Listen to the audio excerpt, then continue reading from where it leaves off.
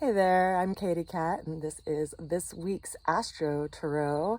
Today is September 13th, 2023, and the cards that showed up today are actually signaling some developments that are going to be happening over the coming weeks. Now, our opening card for the day, or for the week at hand, is the Knight of Swords, actually upside down. So when we look at this Knight of Swords, we see that the figure in this card has this winged-like helmet, and they're on a horse that is up in the air. And we may feel that way in regard to some instance or some important matter in our life.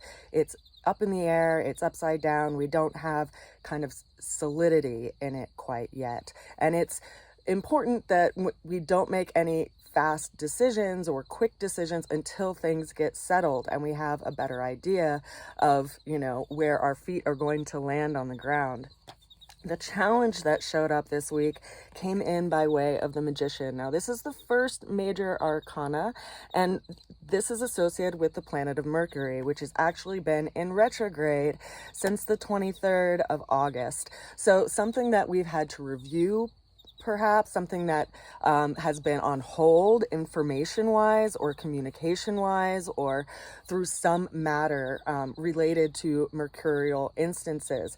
Now, wherever you have Virgo in your chart is where Mercury has been, and Mercury governs the sign of Virgo. So this is going to be dependent on that house that you have Virgo in. If you have Virgo in your first house, it's going to be affecting your sense of self and what motivates you in the world, and there's some kind of review in that space. If it's in your second house, it's going to be around your resources and how you earn resources. If it's around the third house, it could be around matters relating communications or matters around siblings or your neighbors and engaging with them, or even education. If Virgo's in your fourth house, it's matters around home and family and possibly even your relationship with your mom.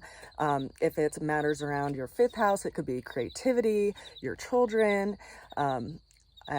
Sixth house, it could be matters around your work, also matters around health and preventative health. Seventh house, matters around relationship would be under review. Eighth house, it could be some kind of debt or some kind of matter around some kind of relationship that's kind of hidden and in the dark. If it's the ninth house, it could be matters around long distance travel or business or legal matters. So you get the idea, right? Depending on where Virgo is in your chart, and I guess I'll just finish it just to be clear. If it's in the 10th house, it would be like your life direction, your life path, also like the legacy that you want to leave behind, as well as your relationship with your father figure. If Virgo's in your 11th house, it would deal with matters around friendships and your long-term hopes and aims and dreams and the income that you earn from that career that you have established in your life. And if it's in the 12th house, it could be spiritual matters. It could also be working with addictions and things that have been kind of like the wrench in your own wheel that you've put there. So depending on where Virgo is in your natal chart, that's where Mercury has been, so to speak. And that's where he's been visiting and in retrograde and been giving this time of review. So that's where these readings are going to be more applicable, of course, if you understand your natal chart and you can understand where these energies are showing up in your life. Because the astrological bodies are going to be in that space as like actors or characters in that area of your life, just based on where they are at this point in time today. And they're showing up in the reading and they're making a point of their presence and how they're affecting us. And because Mercury governs the sign of Virgo, it's especially poignant because it's the ruler of that sign. So this time of review is a key shifting point in our lives right now. And consider that, having the Magician show up as our challenge, which is ultimately, telling us to realign ourselves with this purpose that we've felt like we needed to step toward, and reminding us that we have everything that we need in our toolbox to actually do that, but it's time to act. So if there's been some kind of hesitation, that's because, you know, Mercury has been in this retrograde position. Now consider, Mercury is going to be coming out of retrograde the day before the new moon. So it's going to be coming out of retrograde. And when it comes out of retrograde, it'll actually be in exact alignment with the moon. So there is this relationship between the moon, which is our emotional center, aligning with our mental center, which is Mercury, with also the sun, because the sun is also going to be over in Virgo as well, all happening around the new moon. So there is this shift, and there is like really this kind of spark that's happening to our spirit with this moving of motion. Because consider, Mercury is the fastest moving planetary body. It is the messenger of the gods, and so we could be getting this aha moment and even like this reveal by way of communication, which lets us kind of start our path and trek our path where we have felt a little hung up in the last couple of weeks while Mercury has been in retrograde. Now, Mercury is going over its shadow, which means that it's going to be going over the area that it visibly backed up and went into reverse to. So it's like visually we see Mercury go retrograde, and now it's starting to move direct right around the new moon, and so it has to go over all of this path that it had gone visibly reverse in, and so it's going over its shadow. And when it comes out of shadow, it will be at around 20 degrees of Virgo, and at that point it will be trine to Uranus, and it will also be trine to Pluto, because Pluto is at 28 degrees of Capricorn retrograde, and Uranus is at 22 degrees. So they're in this kind of loose trine by way of transit because Pluto is at 28 degrees.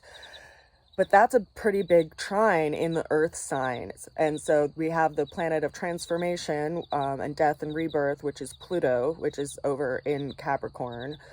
We have the planet of Uranus, which is big changes in our resources and our belief systems, and that's over in Taurus. And then we'll have the Mercury over in Virgo at 20 degrees. And so we'll have this reset as far as like our daily routine and how we're putting ourselves in motion in regard to whatever it is that we're trying to create in our lives. Now, it's interesting that this card showed up in that way because it is reminding us that we have all the tools that we need, you know, our sword, our pentacle, our cup, and our wand. We have all of these tools, and we have the inspiration from something that is, you know, being channeled ultimately from our higher self, because this magician is a conduit. And so we're having this inspiration to really move forward in a direction in our life. And it's important that we step into it, because the following card is the Three of Wands, which is the reluctant adventurer who hears the call to go across this body of water and is hesitant because they don't know what they're going to come upon. And yet it's encouraging us to keep moving forward because help is on the way. And that was followed up by the ultimate outcome of the High Priestess, which is interesting because the High Priestess is governed by the moon, and a lot of this energetic that's happening is in alignment with the new moon, full moon cycle. So we're going to have the new moon here on either Thursday or Friday, depending on where you live. And then we're going to have the full moon at the end of the month, which is going to be in alignment. It'll actually be really interesting because we will have the sun in Libra, and then we'll have the moon in the opposite sign of Aries, which will be in alignment with Chiron, and also really close to the north-south node situation that's happening. So we're going to be getting this kind of realignment with our higher calling of what we need to let go so that we can also move forward, you know, with open palms, so to speak. What's so interesting because is that this card is kind of a card of waiting and telling us, you know, that there will be some kind of reveal or some kind of secret that's revealed or something that is hidden that will come to surface in time because it's aligned with the moon, the dark moon, full moon cycle of, you know, how we can see in the darkness around us when the moon is in opposite position to the sun, and we have that reflection. So the next 2 weeks is going to be a really big shift in a lot of our lives, and it's going to be in this trinity of the earth signs, wherever the earth signs are in your chart: Virgo, Taurus, and I'm like, well, Capricorn. So that's interesting to me that they're showing up. And then that's followed up by the Ace of Cups, which is reminding us to be open and to be open to our intuition, and that there is some kind of new beginning in the realm of our emotional center in our experience that is coming to pass in the next couple of weeks.